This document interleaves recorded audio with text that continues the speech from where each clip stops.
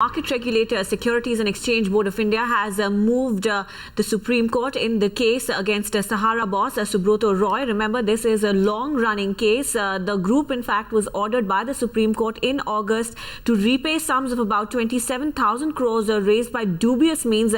That's what the Supreme Court called it. And these funds have been raised from investors. SEBI had been ordered to facilitate the refunds to investors. In fact, Sahara says one of the contentious issues here is that the group, Sahara Group, says that a major part of the refunds have already been given out. We have Meenakshi on the phone line with us. Meenakshi, this is a very strong move by the market regulator here because they're seeking that Subrata Roy be also kept in civil prison and his passport that should be submitted with the Supreme Court.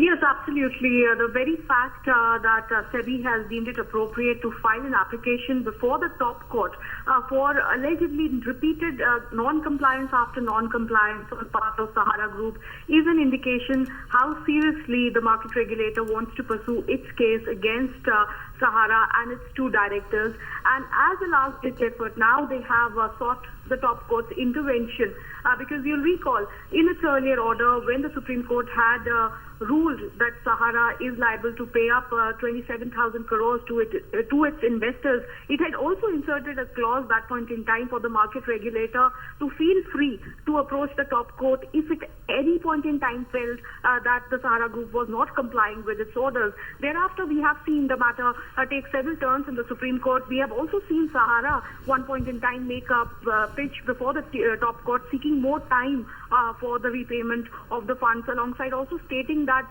it has gone ahead and made payments. But clearly the market regulator not satisfied this point in time, and therefore in a very serious move, it has today approached the Supreme Court seeking the top court's intervention, seeking detention, which is really serious for Subrata Roy and two of Sahara's directors. And clearly now the top court's ruling on this particular matter will be final.